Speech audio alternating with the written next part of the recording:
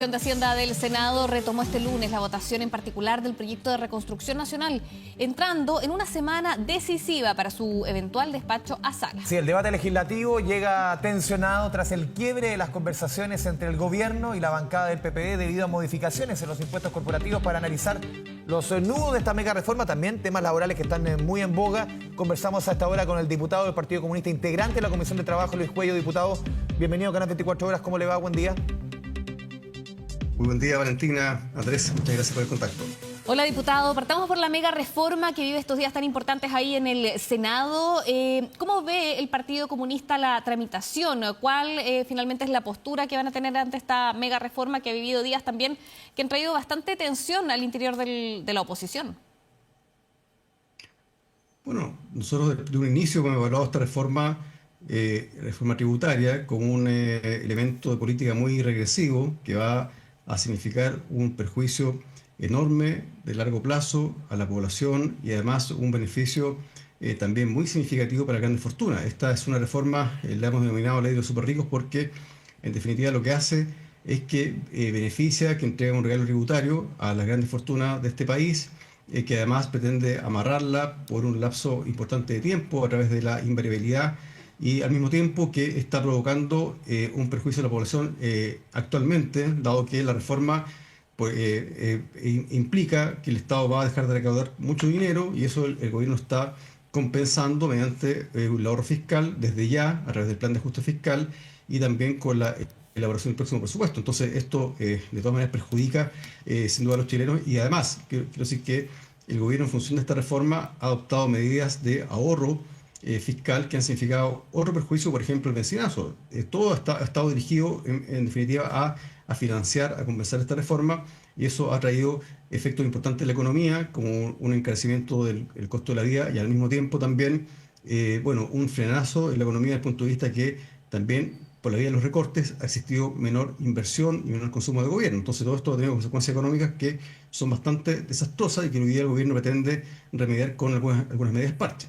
Sí, diputado, pero viendo desde la estrategia política, si uno lo ve, el gobierno tiene los votos. Tiene los votos para que esto avance y para que esto sea ley, más allá de lo que vote y lo que opine la oposición. Y eso, claro, a futuro veremos cuánto una ley que ha votada por, o aprobada por solamente uno o dos votos, qué futuro tiene a largo plazo. Pero hoy día en el corto plazo el gobierno tiene los votos. Y hemos visto que cuando los parlamentarios o algunos parlamentarios del socialismo democrático se acercan a negociar con el gobierno, hemos visto los problemas que ha habido en el Partido Socialista y en el PPD. En el fondo, esa estrategia, en el fondo de no entregar un voto, no negociar porque muchos han tenido la disposición de negociar, en el fondo, arrincona más a la oposición porque el gobierno tiene los votos, en el fondo. ¿Qué sirve al final decir, o muchas veces decir, no, si al final el gobierno tiene los votos? ¿Qué estrategia sigue ahí la oposición? ¿O de qué sirve esto?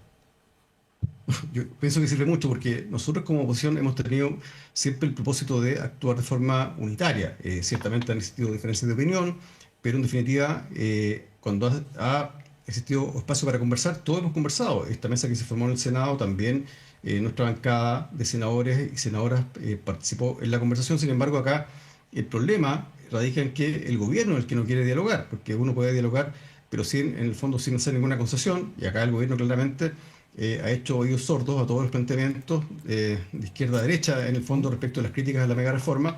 Entonces, no tiene sentido concurrir con el voto de nuestra coalición, o de la oposición, más bien dicho, a una reforma que claramente, como he dicho, perjudica a los chilenos. Entonces, acá no se trata de ver el mal menor. Yo creo que la oposición ha sido coherente, más allá de diferencias que han surgido en el último tiempo, pero en definitiva los partidos emitieron una declaración donde se plantea que se va a recurrir al Tribunal Constitucional en función de poder impugnar algunos elementos que son más regresivos y son elementos que además son contrarios a la Constitución, como la invariabilidad y también este mecanismo de reparación cuando se anula un proceso ambiental. Entonces, creo que en ello, más allá de las diferencias o los episodios que han surgido, yo creo que lo valioso es que el conjunto de la oposición ha tenido una postura común acá en la Cámara, en el Senado. Bueno, esto se aprobó con un voto más, que eran solamente los votos de la derecha, y en consecuencia yo espero que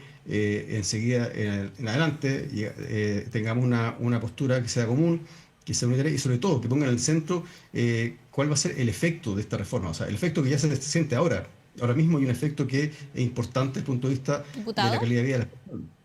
¿Sí? Sí, diputado, usted nos dice aquí la oposición ha actuado de forma unitaria, pero ¿qué pasó cuando usted vio a los senadores PPD llegar a acuerdos? Sabemos que ya ese acuerdo no va, pero fue un hito importante de la semana pasada. ¿Cómo vio al PPD en esa opción? O sea, es decir, más bien, yo entiendo que estos fueron acuerdos de algunos parlamentarios de ese partido, pero el PPD expresó una posición. Ahora, claramente este acuerdo ya no tiene validez, toda vez que el ministro Quirós se pasó de listo y hizo bajar más todavía el impuesto corporativo, y eso ha echado por tierra este principio de acuerdo.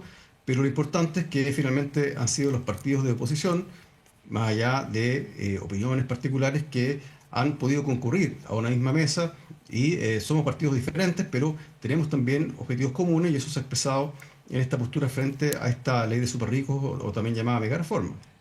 Sí, diputado, lo quiero llevar a otros temas también, algunos relacionados con la mega reforma, tienen que ver con el empleo. Vimos la semana pasada, el viernes pasado, el gobierno se puso en modo empleo, anunció una batería de medidas. Hemos visto las cifras de empleo, lamentablemente llegan al punto más alto en cinco años, más de 40 meses, con el desempleo sobre el 8%. ¿Cómo evalúan desde el Partido Comunista, desde su mirada, las medidas que ha propuesto el gobierno puntualmente para enfrentar la crisis del empleo que vive el país? Es decir, primero, creo que acá hay un problema que es estructural del empleo. Ya esto no viene de ahora, ya es un problema que tiene que ver con el modelo de desarrollo, es con la informalidad. Bueno, hay muchos factores, pero el punto es el siguiente, que el gobierno, con su política económica, ha tomado medidas que han impedido recuperar empleo, y por eso que asumo que los recortes presupuestarios han significado una baja en la inversión pública. Hay muchos proyectos que están detenidos, en proyectos en materia de educación, de salud, que se han recortado, y eso también significa fuentes de empleo. O sea, es decir, un ejemplo, si se va a reparar o reconstruir un colegio público y eso se paraliza, se suspende, claramente hay una empresa que deja de tener esa fuente de empleo. Acá, por ejemplo, en Viña del Mar se iba a construir un jardín infantil de la Junji en El Olivar, la zona incendiada. Sin embargo, ese proyecto se paralizó. Entonces, creo que eso tiene un efecto también en el empleo. Entonces, creo que las medidas que se han anunciado son claramente insuficientes, no compensan el daño que se ha hecho con los recortes en definitiva, si el gobierno es serio, lo primero que debería hacer es revertir los recortes. Eso es una medida que sería deseable y razonable, Sí, en función de diputado, poder recuperar empleo. porque si uno analiza la mirada de diversos economistas de todos los colores políticos, lo que más apuntan ha sido el efecto que ha tenido decisiones respecto al mercado laboral que se tomaron en los últimos años. Muchas con amplio apoyo en el Congreso, transversales, pero todas juntas han significado un dolor, sobre todo para personas que están cercanas al sueldo mínimo, en ese límite entre la formalidad y la informalidad, sobre todo que trabajan en pymes. Dicen los expertos que haber aprobado o haber un crecimiento del 23% de los salarios del salario mínimo, crecimiento real en los últimos 3 años, el tema de la reforma de pensiones, necesaria, pero también es un costo laboral, y otras medidas que se han tomado, ley de 40 horas, todas juntas. Eso está generando este atochamiento y este gran problema del empleo. ¿Cómo lo ve usted? No, yo creo que esa es una conclusión que no es tan general, ni hay tanto consenso al respecto. Yo creo que si uno piensa, por ejemplo, las 40 horas, recién tenemos 42 horas. Entonces, pensar que acá las 40 horas han provocado un efecto que sea importante en el empleo, yo no lo creo. Creo que no hay una opinión unánime al respecto. Creo más bien que acá, como digo, hay un problema que es estructural y que también ha sido afectado por elementos de la contingencia y por un gobierno que tiene una mirada muy tosuda respecto de avanzar con esta mega reforma. Yo insisto que, en definitiva, las medidas actuales han también golpeado la economía, y eso es bastante claro. Eso lo advirtió el Banco Central en su IPOM de marzo respecto del efecto económico del plan de ajuste fiscal, que va a significar menor inversión y menor consumo de gobierno. Solamente un dato. El recorte fiscal del gobierno actual ha significado que se deja de invertir casi 500 millones de dólares. Entonces, eso no se compara con lo que ahora se ha anunciado como inyección para efectos de subsidios del empleo. No tiene ningún punto de comparación. Entonces, acá hay una postura que es engañosa y que además se pretende culpar a los trabajadores del desempleo adoptando medidas para quitar derechos. Nunca quitar derechos ha significado crear más empleo. Además, es un anuncio muy tramposo, puesto que las medidas que ha anunciado esta mesa de reactivación del empleo, por ejemplo, plantean promediar las 40 horas en un lapso superior, o sea, ya que no hay 40 horas, sino que son 52 horas, tomando en cuenta que un trabajador trabajaría más de 6 meses o más. Bueno, la verdad es que eso se contradice con el hecho de que se va a liberalizar el despido por necesidades de la empresa y al mismo tiempo que se plantea contratos por hora. Entonces creo que es una propuesta muy tramposa que más bien quiere aprovecharse de una contingencia económica que ellos mismos han creado para efecto de quitarles derecho a las personas, a los trabajadores que han significado, bueno, años de lucha. Diputado, quedémonos en las 40 horas porque justamente hoy el ministro del Trabajo anunció que el gobierno va a enviar un proyecto de ley que abra el debate respecto a promediar esas 40 horas en más semanas. Pero el ministro dijo que el gobierno va a honrar las 40 horas. Dijo que esta semana entonces se va a presentar este proyecto que promedia una ampliación de este ciclo de cálculo, sobre todo con sectores como el turismo, como la agricultura. ¿No lo ve como algo necesario esta flexibilización, sobre todo en sectores que tienen periodos de más demanda y otros periodos un poco más tranquilos? A ver, costó mucho llegar a las 40 horas, eso costó un acuerdo con el conjunto del Parlamento, fue aprobado de forma transversal, recién se aprobó hace, ¿cuánto? Un año y medio atrás, 2 años máximo. Entonces, creo que acá se quiere borrar de un plumazo una reforma, una demanda ciudadana que costó trabajo que se implementara, que se aprobara. Entonces, sin que se haga primero una evaluación. Hoy día ya hay jornadas especiales en muchos ámbitos, en muchas industrias son jornadas que son excepcionales, en la pesca, en el transporte, bueno, en muchos sectores.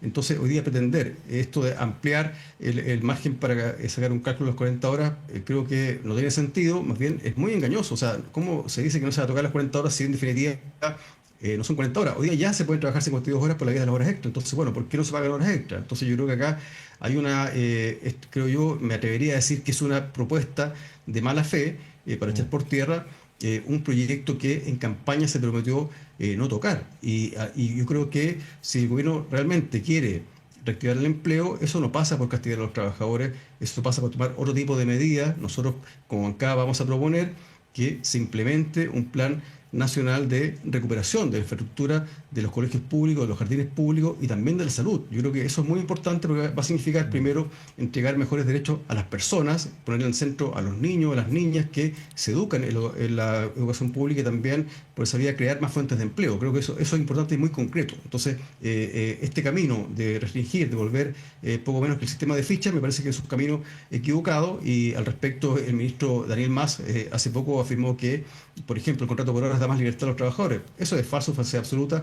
El ministro tal vez no se ha enterado que hace 100 años que se ha superado esa concepción, toda vez que el trabajador no tiene libertad para negociar. El trabajador está en una condición de desventaja frente al empleador y en consecuencia debe sencillamente aceptar las condiciones. No puede negociar de igual a igual y por lo tanto no tiene libertad. Entonces acá se está empleando una concepción que es decimonónica, que es muy antigua, para efectos de, bueno, aumentar márgenes de ganancia, pero que en definitiva eso tampoco crea empleo, tampoco resuelve un problema que tiene otras características. Sí, porque aquí el argumento usted decía, claro, dentro de su última respuesta decía que el gobierno ha actuado de mala fe, en el fondo, o hay un actuar de mala fe. Porque aquí lo que ha dicho el mismo ministro Rau, también Daniel Mas, es que al final, si uno saca la cuenta, el promedio van a seguir siendo las 40 horas. En el fondo, el argumento que ponen, sobre todo de ciertos sectores, como decía Valentina, del comercio, de la gastronomía, sobre todo del turismo, que tienen meses muy bajos en el fondo. Lo que aquí se está proponiendo, porque esto es una idea que se propone en una mesa laboral, en el fondo lo que se propone es que, claro, hoy día se calcula en 4 semanas. En 4 semanas tú tienes que hacer un promedio de 42 horas hoy día. Todavía faltan 2 años más para llegar a las 40. Se propone ampliar a 15, a 52. 15, por ejemplo, como ocurre en buena parte o en países que siempre nosotros miramos como referencia, los países de la OCDE, países escandinavos, que amplían ese universo. O sea, claro, quizás llegar a 52 podría ser mucho, pero sí llegar a un plano más acotado en que ciertos rubros tengan esa cintura para poder moverse en momentos, diputados, y aquí le doy la palabra, de alta demanda y de baja demanda. Bueno, reitero, hoy día ya hay jornadas que son excepcionales, que son extraordinarias, de varias industrias. Hay reglas especiales para los restaurantes, pero lo que se plantea es algo general, es decir, no solamente para una rama, un sector de la producción. Entonces, eso por un lado. En segundo lugar, usted bien dice, Andrés, que hay otros países donde hay elementos de flexibilidad. Bueno, pues eso puede ser, pero en esos países hay sindicatos fuertes y también hay mecanismos para negociar colectivamente. Hoy día acá el mismo gobierno retiró un proyecto de negociación multinivel o ramal. En consecuencia, acá estamos en otra condición. Acá no hay mecanismos para negociar colectivamente a nivel de supraempresa, y en consecuencia es bien distinta la realidad. Pero creo, insisto en el tema de la trampa, Sí. porque en definitiva, a ver, acá siempre se ha calculado la jornada laboral en un mes. Entonces, ampliarla al mismo tiempo que se promueve un contrato por horas, y al mismo tiempo que se dice que la causal para despedir un trabajador debe ser mucho más flexible y más fácil despedir un trabajador porque es un cacho, según quien encabeza esta mesa de reactivación laboral. Entonces, claro que es muy tramposo porque en definitiva Diputado. la persona a la que se le ha promediado las 40 horas en 52 semanas no tiene ninguna garantía que va a durar esas 52 semanas. Sí, solamente acotarle un punto que usted decía, claro, el tema de la negociación ramal, que este gobierno lo retira, pero también seamos justos que el gobierno del presidente Boric lo presentó prácticamente los descuentos del gobierno en el tema de la negociación ramal, y para muchos, incluso conversando dentro del OFF, casi un saludo a la bandera, presentar ese proyecto. Bueno, no, sin duda, nosotros hicimos la crítica también respecto a los tiempos de cuando se presentó el proyecto, pero más allá de eso, lo que hay que tener en cuenta es que todas estas herramientas o estas propuestas, medidas que promueve esta mesa de reactivación y del gobierno, lo único que hacen es precarizar la condición del trabajador. El trabajo por horas, por ejemplo, es una condición máxima de precariedad. Es decir, una persona, una madre, por ejemplo, que tiene a su hijo en la escuela, no va a saber cuánto va a ganar la semana siguiente, no va a saber si, digamos, si va a tener trabajo en el mes, cuántas horas va a trabajar. O sea, ¿qué va a pasar con esa persona? Va a trabajar en muchos lugares, probablemente, va a tener un trabajo informal también en paralelo. O sea, es decir, acá estamos de alguna forma condenando a las personas a una vida de semi-esclavitud, una vida que en definitiva donde no hay certeza de lo esencial. Siempre se habla acá de respetar las reglas del juego. Pero esa premisa únicamente vale, parece, para los empresarios y no vale nunca para los trabajadores tener reglas del juego que sean claras y en definitiva, si una persona, un trabajador no sabe cuánto va a ganar en la semana, no sabe cuánto va a trabajar en la semana, significa que no hay ninguna regla del juego, está entregada a una incertidumbre y en consecuencia a mí me parece muy poco razonable que se levanten estas propuestas y al mismo tiempo que se le culpe o se le cargue, digamos, la responsabilidad a los trabajadores por el problema del desempleo, cuando acá hay otras condiciones que son propias de este gobierno que ha generado un escenario económico que ha sido muy perjudicial y hoy día está empobreciendo a la gente. La gente es más pobre que el 11 de marzo y eso creo que las encuestas también indican el alto rechazo al gobierno del presidente Kast, justamente porque en materia económica ha sido hasta ahora un fracaso. Oiga, diputado, también en materia de empleo y en un tema muy sensible, el desempleo femenino, asoma el proyecto de esa lacuna, ¿no?, con las indicaciones del gobierno. ¿Cómo evalúa usted también la propuesta que ha hecho el gobierno en este proyecto que lleva tanto tiempo en el Congreso Nacional? Bueno, el título está muy bien, es decir, se elimina el parámetro, el requisito para que una empresa o una trabajadora pueda acceder a esa lacuna. Ya, eso está bien en el título. Sin embargo, lo que hace esta indicación del gobierno es lo siguiente.